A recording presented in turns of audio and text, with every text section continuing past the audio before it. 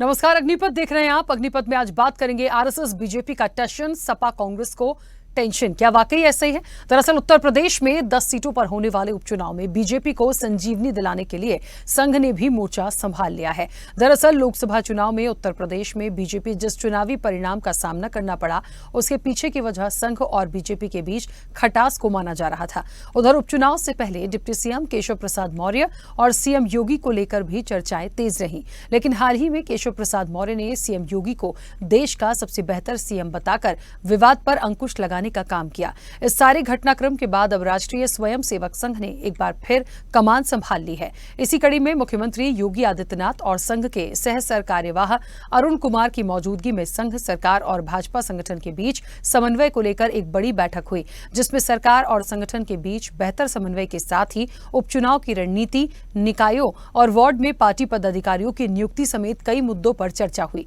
बुधवार को सीएम आवास पर हुई आरएसएस के साथ सरकार और संगठन की बैठक की अगुवाई सह सरकार्यवाह अरुण कुमार ने की, जिसमें उपचुनाव का एजेंडा तय हुआ। साथ ही बीजेपी के अंदर खाने में मचे घमासान को खत्म कर एकजुट होकर उपचुनाव को जीतने की रणनीति तैयार की गई है। बैठक में तय हुआ है कि उपचुनाव में बीजेपी के साथ संघ कार्यकर्ताओं को भी तैयारियों में भागीदार बनाया जाए। माना गया है कि जमीनी कार्यकर्ताओं के बीच पनपे असंतोष और उपेक्षा के कारण भी लोकसभा चुनाव में भाजपा को नुकसान उठाना पड़ा है। इसलिए आगे से पुराने और कॉडर वाले कार्यकर्ताओं के सम्मान का ख्याल रखा जाए, उनकी उपेक्षा की शिकायतों को दूर किया जाए। नौकरशाही के मनमाने व्यवहार को लेकर कहा गया कि जिला स्तर पर पार्टी पदाधिकारियों और जिला प्रशासन के अधिकारियों के बीच बेहतर समन्वय से जनता के काम कराने की व्यवस्था को प्रभावी बनाया जाए। संघ ने यह भी निर्देश दिया है कि बाहरी दलों से आए लोगों की जगह अपने पुराने कार्यकर्ताओं पर जोर दिया जाए और उन पर भरोसा किया जाए। संघ ने सरकार और संगठन के बीच मचे घमासान पर चिंता जताई, गुटबाजी से दूर रहने के निर्देश दिए, आपस में बैठकर संवाद कर समस्याओं का समाधान की बात कही। बैठक में संघ ने कहा कि उपचुनाव में सभी 10 सीटें जीतने की तैयारी के साथ मैदान में उतरे, साथ ही पीडीए के भ्रमजाल को रोकने के लिए भी रणनीति बनाई जाए। सोशल मीडिया और अन्य माध्यमों के जरिए पीडीए के भ्रम को अधिक से अधिक फैलने से रोकने पर जोर दिया जाए। लेकिन अब संघ और भाजपा की रणनीति को लेकर सवाल यही है कि उपचुनाव में संघ का मोर्चा संभालने से क्या कांग्रेस और समाजवादी पार्टी की टेंशन बढ़ेगी? अब भाजपा और संघ की रणनीति का आखिर सपा और कांग्रेस क्या तोड़ निकालेंगे? इसी पर चर्चा को आगे बढ़ाएंगे। उपचुनाव की बिसात पर संघ का साथ, उससे पहले कुछ प्रतिक्रिया है वो सुनाते हैं। भारतीय जनता पार्टी का अहंकार तोड़ेगा और पूरे देश में एक संदेश देगा। और जिस तरह से आपने देखा होगा कि 2024 के चुनाव में, उससे पहले घोसी के चुनाव में, उपचुनाव में जिस तरह से जनता ने समाजवादी पार्टी माननीय श्री अखिलेश यादव जी को अपना आशीर्वाद दिया और बहुमत दिया, उसी तरह फिर से इस 10 सीटों पर जो उपचुनाव हो रहा है, देश की जनता भारतीय जनता पार्टी को नकारेगी और समाजवादी पार्टी को अपनाएगी। ये उपचुनाव भारतीय जनता पार्टी का अहंकार तोड़ेगा और पूरे देश में एक संदेश देगा। और जिस तरह से आपने देखा होगा कि 2024 के चुनाव में, उससे पहले घोसी के चुनाव में, उपचुनाव में जिस तरह से जनता ने समाजवादी पार्टी माननीय श्री अखिलेश यादव जी को अपना आशीर्वाद दिया और बहुमत दिया, उसी तरह फिर से इस 10 सीटों पर जो उपचुनाव हो रहा है, देश की जनता भारतीय जनता पार्टी को नकारेगी और समाजवादी पार्टी को। चलिए, तो कहीं ना कहीं ये उपचुनाव जो उत्तर प्रदेश में है बेहद महत्वपूर्ण माना जा रहा है और लोकसभा के बाद ये 10 सीटें किसके खाते में चली जाएंगी, किसके पास कितने नंबर्स आएंगे, ये तो जब इलेक्शन होंगे, निर्णय आएगा, नतीजे आएंगे तब पता चलेगा। लेकिन कहीं ना कहीं आरएसएस की जो एक एंट्री है, या एंट्री तो नहीं कह सकते, लेकिन हाँ, उनकी जो एक उनके विचार हो सकते हैं, उनकी नसीहत हो सकती है, उनकी कहीं ना कहीं एक हस्तक्षेप कह लीजिए हो सकता है इस इलेक्शन में, वो जब हुआ है, कहीं ना कहीं भारतीय जनता पार्टी को उसका फायदा मिला है। ये बात अलग है कि लोकसभा के समय पे बात बहुत अलग थी, कुछ ऐसी बयानबाजी भी आई आरएसएस को लेके कि शायद थोड़ा सा बैकफुट पर रहे, बहुत ज्यादा फ्रंट में आके चीजें नहीं हुई। लेकिन इस उपचुनाव में जो बैठक हुई है, जो चीजें लग रही हैं, उससे क्या वाकई कांग्रेस और समाजवादी पार्टी की टेंशन बढ़ेगी? चर्चा पर चलेंगे। हमारे साथ मेहमान जुड़े हैं। सबसे पहले आपका परिचय करा दें। भारतीय जनता पार्टी का पक्ष रखने के लिए विवेक श्रीवास्तव हमारे साथ जुड़े हैं। विवेक जी, बहुत स्वागत चर्चा में जुड़ने के लिए। चलिए, अब से कुछ देर में समाजवादी पार्टी का पक्ष रखेंगे मीसम जैदी, उनका भी बहुत स्वागत है। फिलहाल हमारे साथ कनेक्ट नहीं है। और राजनीतिक विश्लेषक हैं विश्वदेव राव जी, आपका भी बहुत स्वागत है। चर्चा की शुरुआत सबसे पहले विवेक जी आपसे करूंगी। मेरी आवाज पहुंच रही है? विवेक जी, बहुत छोटा सा सवाल। आरएसएस को लेकर हमेशा बहुत सारी चीजें तो क्लियर ही हैं, लेकिन इस उपचुनाव में लगातार अभी हाल ही में जो बैठक हुई है, बैठक होना, उस पर मंथन होना, क्या माना जाए कि उनके हस्तक्षेप से या उनके किसी सुझाव से या उनकी एंट्री से कितना आप फायदा इस इलेक्शन में भारतीय जनता पार्टी देखती है? राष्ट्रीय स्वयंसेवक संघ हमारा मातृ संगठन है। हम सब, और जो आज आप नेतृत्व देख रही हैं, ये सब लोग संघ की शाखाओं से ही निकल करके यहाँ तक पहुंचे। सब शाखा से निकले हुए स्वयंसेवक हैं और हमें इस बात का गर्व है कि आज सभी में से एक स्वयंसेवक देश का प्रधानमंत्री है। राष्ट्रीय स्वयंसेवक संघ की ओर हम मार्गदर्शन के लिए, विचारधारा की खुराक के लिए देखते हैं और समय समय पर संघ हमारा मार्गदर्शन करता है। समन्वय बैठक किसी कड़ी में होने वाली एक रूटीन बैठक है, जिसके पूर्व में भी कई बार हो चुकी है। जब ये लगता है कि संगठन और सरकार में समन्वय ठीक होना चाहिए, तो उस समय संघ बैठक लेकर के दोनों पेज कसने का कार्य करता है। ये कोई नई बैठक नहीं है। जहां तक लोकसभा चुनाव में हमें अपेक्षा के अनुरूप परिणाम नहीं प्राप्त हुए, उसको लेकर के हमारे नेतृत्व द्वारा कई बार चिंतन बैठकें की गई और उन कारणों के निराकरण के साथ हम उपचुनाव के लिए कमर कस चुके हैं, आगे बढ़ रहे हैं।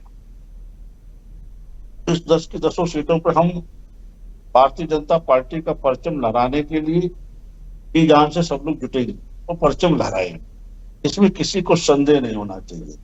इस तरह का स्थिति इस समय प्रदेश की है। जो लोग लोकसभा चुनाव में ताकत पा गए, उनके दल के लोग इस तरह की हरकतों में इस समय प्रदेश में लिप्त हैं। तो किस तरह से उनका नेतृत्व उनको उनके अपराध को संरक्षण देने, कवर फायर देने का कार्य कर रहा है, ये पूरा प्रदेश देख रहा है। कहीं न कहीं पूरे प्रदेश को कुछ स्थितियां याद आ रही कि अगर इन्हें कुछ भी ताकत मिली तो ये फिर प्रदेश में अराजकता ही व्याप्त करेंगे। ऐसे में हम अपने काम के साथ जनता के बीच जा रहे हैं, संवाद कायम कर रहे हैं और जितना सरकार ने हमारे काम किया है उसकी चर्चा परिचर्चा के साथ जनता को अपने साथ जोड़ करके उस चुनाव में हम भारतीय जनता पार्टी का झंडा लहराने जा रहे हैं।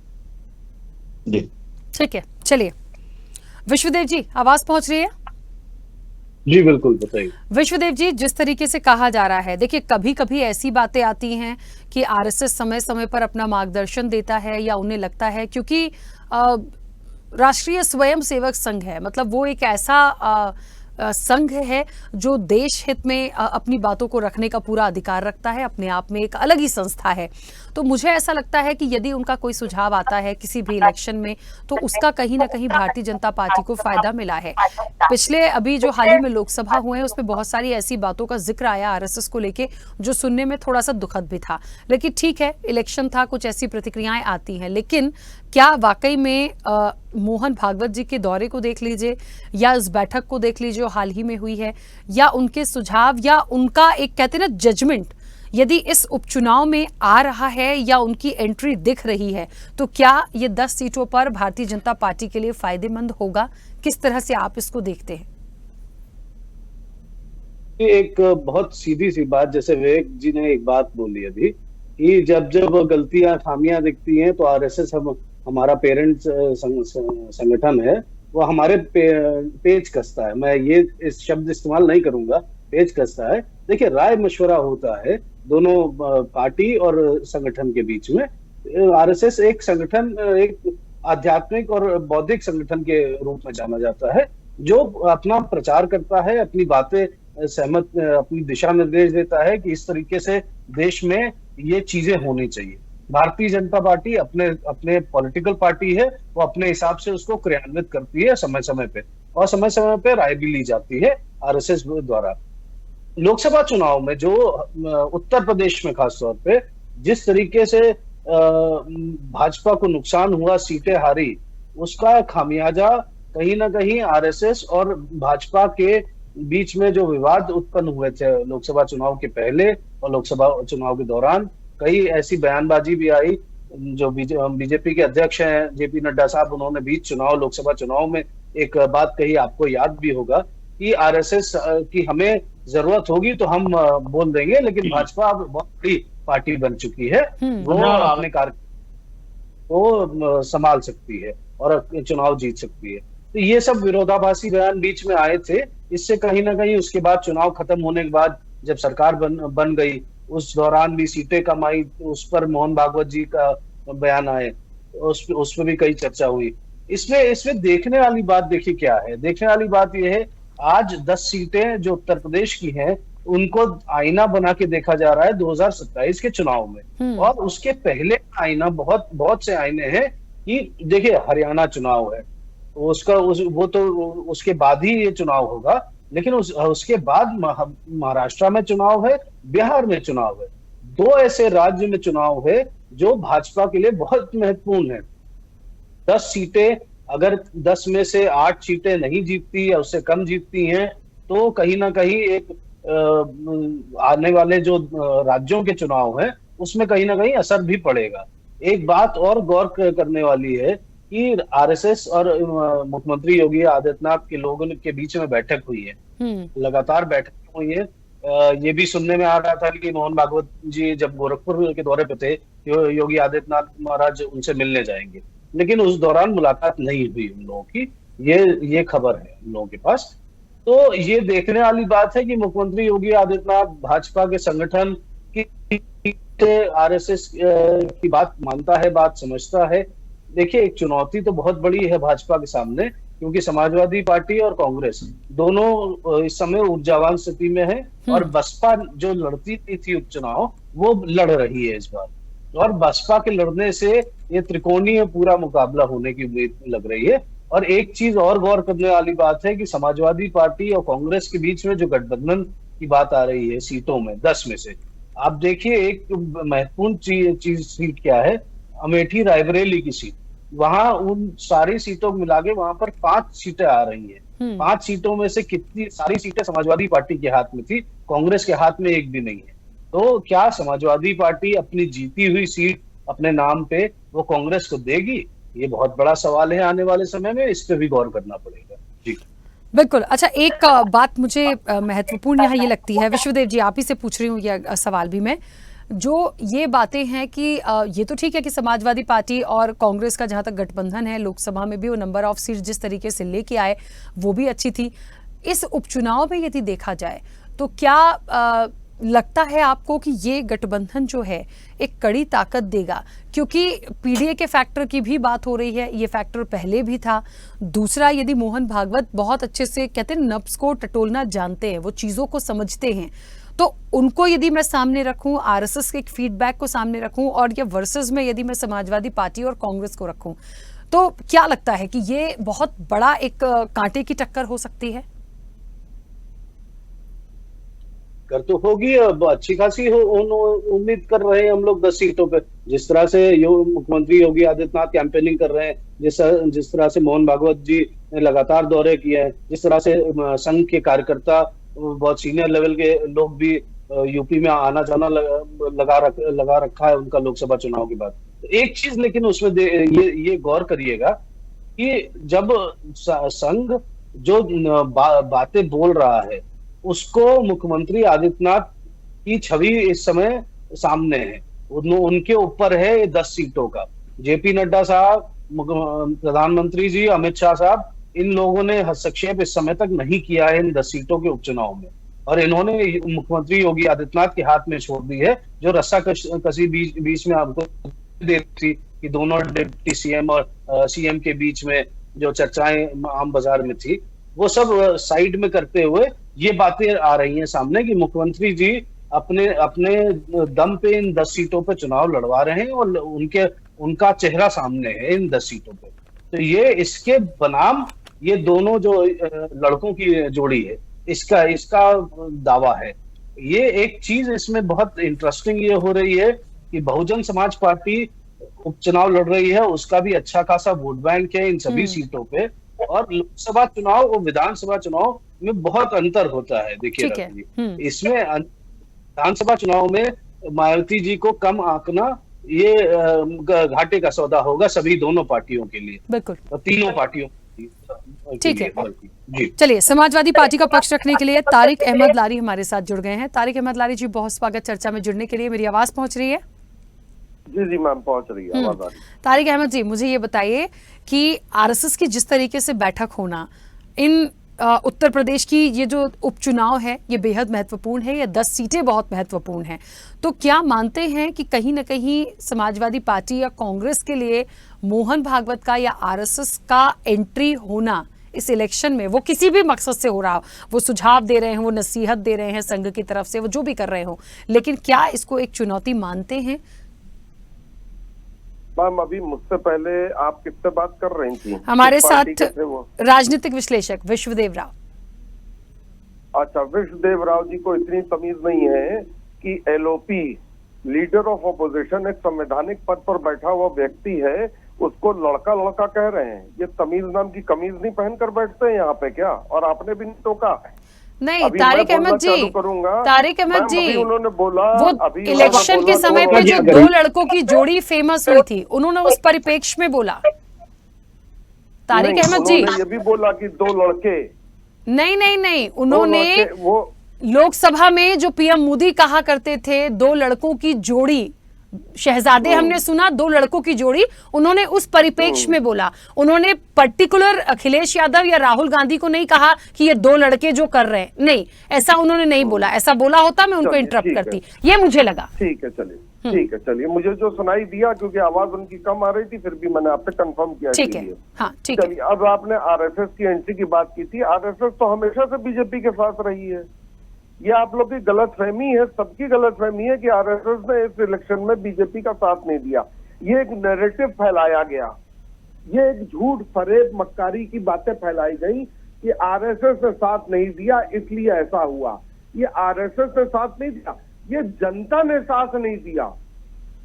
ये योगी जी को जो इस समय अलग थलग किया हुआ है, वो जानते हैं कि इस समय हम यूपी नहीं जीत सकते, ये 10 सीटें नहीं जीत सकते, योगी के ऊपर सब मर दो, योगी की ही मट्टी पलीत होगी, वो जानते हैं। नहीं तो जो आदमी एक गली और नुक्कड़ के चुनाव में खड़ा होकर बात करने वाला हो, मीटिंग करने वाला हो, वो 10 विधानसभा की सीटों पे प्रचार नहीं करने आए, ऐसा पॉसिबल हो सकता है? ये बेसिकली बलि का बकरा बनने जा रहे हैं योगी जी, ये पूरा बलि का बकरा बन रहे हैं। अब मोदी जी और ये सब लोग इनके ऊपर गेम खेल के इनको वापस मठ में पहुंचाने का इंतजाम कर रहे हैं, कर चुके हैं, कर रहे नहीं, कर चुके हैं। योगी जी समझ रहे हैं कि हम ये 10 सीटें जीत लेंगे, तो बिल्कुल पॉसिबल नहीं है कि आप ये 10 सीटें जीत पाए। जो रिजल्ट था और जो इस समय भी आपकी तानाशाही चल रही है उत्तर प्रदेश में, केंद्र सरकार की भी जो तानाशाही चल रही है, वो तानाशाही जनता देख रही है। और कोई नैरेटिव इन लोग का नहीं चलने वाला फालतू का कि वो ये कांड हो गया तो वो कांड हो गया तो ये हो गया। अरे तो आईटी के बनारस हिंदू विश्वविद्यालय में ब्राह्मण लड़कियों के साथ रेप किया, ब्राह्मण लड़कों ने रेप किया है, ब्राह्मण लड़कों ने रेप किया। और वैसे भी ये लोग तो गुजरात के जो ब्राह्मण रेप किए तो उनको तो बाकायदा फूल माला का स्वागत करते हैं, जेल से निकलने के बाद कहते हैं ब्राह्मण है तो वो तो उनके लिए तो हर चीज माफ है, उनकी सजा माफ कर देते हैं, क्योंकि मुसलमान लड़की का रेप किया गया था वहां। तो ये भी नैरेटिव है मैम। तो कहानी ये सब नहीं, कहानी इनके वर्किंग पे है। इनकी वर्किंग इस समय 3rd रेटेड क्लास की चल रही है, चाहे वो केंद्र की हो चाहे यहाँ की हो। सिवाय जनता को बेवकूफ बनाने के और कोई काम नहीं किया जा रहा है। आप बुलडोजर चला दे रहे हैं, आप पैर में गोली मार दे रहे हैं। सबको मालूम है कि पुलिस एनकाउंटर कैसे करती है, घर से उठा कर ले जाती है, गोली मार देती है, सबको मालूम है, एवरीवन नोज, सब जानते हैं ये कहानी हो रही है।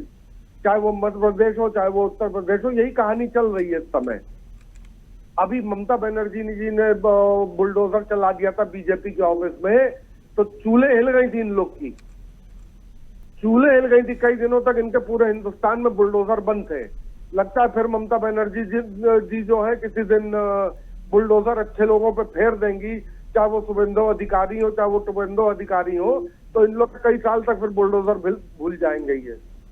और ये इनके साथ होना जरूरी है, टिट फॉर टैट होना जरूरी है इन लोग के साथ। ये वही भाषा समझते हैं, इनका जैसा गाल है इनको वैसा ही तमाचा मारिएगा, तभी ये समझेंगे कि ये चीज नहीं करनी चाहिए। कोर्ट ऑफ लॉ है, कोर्ट कहे कि तोड़ दो तो बिल्कुल 100% तोड़ देना चाहिए, निस्त नाबूद कर देना चाहिए, नींव तक उखाड़ देना चाहिए। आप तो सिर्फ बिल्डिंग गिरा रहे हो, मैं कहता हूँ नीचे घुस के नींव तक खोद देनी चाहिए। तो ये सब जनता को पसंद नहीं आ रहा है, ये हारेंगे। आरएसएस इनके साथ हमेशा से थी, है और हमेशा रहेगी। ये नैरेटिव झूठ बिल्कुल ना फैलाए कोई भी कि 2025 के चुनाव, 2024 के चुनाव में आरएसएस ने बीजेपी का साथ नहीं दिया। बिल्कुल दिया, खुलकर दिया, जितना दे सकते थे, जितनी ताकत से दे सकते थे। इन लोगों ने पूरी ताकत से मिलकर चुनाव लड़ा। कोई भी पत्थर को इधर से उधर उठाकर रखने में इन लोगों ने कोई कोताही नहीं बरती, लेकिन ये चुनाव हारे। पीडीए ने इनको चुनाव हराया, ठीक और है, ये फिर हारेंगे। चलिए, अब वो तो खैर जनता का निर्णय होगा। खैर विवेक जी, बहुत सारी बातें यहाँ तारिक अहमद जी ने रखी हैं। मेरा सवाल तो ये है कि देखिए, आरएसएस साथ हो ना हो, मनमुटाव की खबरें आई थी, वापस से समन्वय बिठाने की बातें आ रही हैं, पर्दे के पीछे क्या है, सामने फ्रंट पे क्या है, सब कुछ एक तरफ है। महत्वपूर्ण क्या है कि जो 10 सीटें हैं उसकी स्ट्रैटेजी क्या है, उसकी रणनीति क्या है, उसके लिए वो मुद्दे क्या हैं, उसके कैंडिडेट कौन है और जीतने की किसकी कितनी गुंजाइश है और किस वजह से होगी। मुझे लगता है इस फैक्टर पे आना चाहिए, क्योंकि ये बात हमेशा रही है कि जब जब आरएसएस का जिक्र आया है, इलेक्शंस में सहयोग का साथ आया है, तो ये कहा गया है कि भारतीय जनता पार्टी को फायदा मिला। लोकसभा में कुछ ऐसी बातें आई थी, हालांकि तारिक अहमद जी कह रहे हैं कि ऐसा कोई कनेक्शन सबका था, लेकिन दिखाया कुछ और गया। लेकिन आपके भी कई दिग्गज ऐसे थे जिन्होंने बहुत गलत टिप्पणियां की थी उस टाइम पे आरएसएस को लेके। तो क्या वाकई वो दिखावी टिप्पणियां थी, जुड़े हुए थे, या वाकई इस मजबूती के साथ अब आप हैं और इसका कितना फायदा आप ले जाएंगे इन 10 सीटों में? नहीं, एक सवाल और पूछ लीजिएगा कि क्या आरएसएस ने इनका साथ नहीं दिया था 2024 के चुनाव में? उसी में छुपा है, वो जब बोलेंगे तो अपने आप निकल आएगा तारिक अहमद जी, उसी में छुपा है सवाल। विवेक भाई हमारे भाई, आप इनसे खुल के सवाल पूछिए, खुल के जवाब देंगे। चलिए, तारिक अहमद जी का प्रश्न भी जोड़ लीजिए। हाँ विवेक जी। देखिए, राष्ट्रीय स्वयंसेवक संघ मातृ संगठन है और हम कभी भी राष्ट्रीय स्वयंसेवक संघ की तरह भारतीय जनता पार्टी की कल्पना नहीं करते। जो भी आज हमारा नेतृत्व दिखाई दे रहा, सब संघ की शाखाओं से निकल के आए। देखिए, लोकसभा में अपेक्षित परिणाम न मिलने के बहुत से कारण रहे। उन कारणों के ऊपर चर्चा चिंतन बैठक हो चुकी है। उन कारणों के निवारणों के साथ हम संगठन और सरकार में समन्वय बना करके आगे बढ़ रहे हैं। संघ के लिए तो हम जनता पार्टी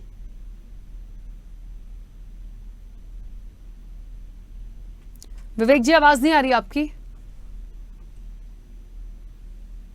जी हाँ विवेक जी, अब बोलिए। बीच में कुछ मुझे लगता है नेटवर्क इशू हुआ, आवाज नहीं आ रही थी। संघ और भाजपा के रिश्ते को जो लोग अपने स्तर से छिंदरान्वेषण करने की कोशिश कर रहे हैं, उन्हें इसमें निराशा हाथ लगेगी। मैं बार बार कहता हूँ कि राष्ट्रीय स्वयंसेवक संघ हमारा मातृ संगठन है, हमें इस पे गर्व है, मैं उसका स्वयंसेवक हूँ और ये हमारे सभी नेताओं को इस तरह के गर्व की अनुभूति होती है। और जिन्हें इसमें निराशा की बातें हैं, जिसमें इनको छिंदरान्वेषण करना, उनके हाथ इसमें कुछ लगना नहीं है। भाजपा 10 की 10 सीटों पे मजबूती से चुनाव लड़ करके भारतीय जनता पार्टी का परचम लहराने का कार्य करेगा। हम जनता के बीच जा रहे हैं, उन कार्यों के साथ जाएंगे जो हमने जनता के लिए किए हैं। सुशासन, डिलीवरी, कानून व्यवस्था, और जिस तरह से समाजवादी पार्टी का बदरंग चेहरा इस समय सामने आया है, जरा से ताकत पाते ही समाजवादी पार्टी के असली चेहरे लोगों के सामने उजागर हो रहे हैं, वो भी चर्चा का विषय जनता के बीच में। इस तरह इन्होंने सरकारी जमीन हड़प हड़प करके अपने ऐसगा तैयार किए हैं। उन गांवों पे जिस तरह से बाबा का बुलडोजर चल रहा है, वो भी जनता के लिए एक संदेश है। इन सारी चीजों के साथ हम जनता के बीच जा करके जनादेश प्राप्त करेंगे। उस चुनाव में भारतीय जनता पार्टी का परचम 10 सीटों पर लहराए। ठीक है, चलिए, समय की सीमा है। विश्वदेव जी, बहुत जल्दी से अपनी बात रखिएगा। राखी जी, देखिए, पहली बात तो मैं कहना चाहूंगा तमीज सिखाने के पहले खुद तमीज सीख लें। इस तरह की भाषा अगर बोले तो उसका जवाब भी सुन ले। मैंने क्या बोला था और उसको क्या बेतरकीब बात करी, ये बोलेंगे तमीज की कमीज पहने, इस तरह की भाषा इस्तेमाल करेंगे। बाकी जी ऐसे ऐसे इन लोगों को डिबेट में ना बिठाया करिए, ये मेरा आग्रह है। आपका चैनल बहुत प्रतिष्ठित है, इस तरह की भाषा इस चैनल पर नहीं होनी चाहिए। ठीक है विश्वजीत दूसरी जी, बात, मैंने बोला था कि दो लड़कों की जोड़ी, हाँ। दो लड़कों की जोड़ी खुद राहुल गांधी जी और अखिलेश यादव ने कहा था, मैं उन्हीं को कोट कर रहा हूं। इनको अगर सुनाई नहीं देता, समझ में नहीं आता, तो मेरी गलती नहीं। जी ठीक है, मैंने इसीलिए उनको क्लियर कर दिया था। खैर कोई बात नहीं, चलिए समय भी हो गया। आप सभी का बहुत शुक्रिया इस चर्चा में जुड़ने के लिए। तो निश्चित तौर पर देखिए, एक बात तो है, आरएसएस बीजेपी का टशन है, सपा और कांग्रेस को क्या टेंशन है? नहीं, समाजवादी पार्टी को तो कोई टेंशन नहीं है और उनको लगता है उनके गठबंधन को नहीं होगी। ये उनका वक्तव्य इस चर्चा के दौरान था। अब सवाल ये है कि 10 सीटों में से नंबर ऑफ सीट्स जो हैं वो किसके पास जाएंगी, ये तो जनता जनार्दन को तय करना है। लेकिन लग तो रहा है कि जिस तरीके से बैठक हुई है संघ और बीजेपी के बीच में, सब कुछ ठीक होगा। अब तो विपक्ष ये भी मान रहा है कि पहले से ही सब कुछ ठीक था, लेकिन बताया कुछ और जा रहा था। तो आखिरकार क्या है, जो भी हो, ये इलेक्शन बहुत महत्वपूर्ण होगा और जो विजयी होगा उससे भी बहुत सारी तस्वीरें आने वाले समय के लिए साफ होंगी। फिलहाल चर्चा में इतना ही। बने रहिए स्वदेश न्यूज के साथ। सबसे पहले देश।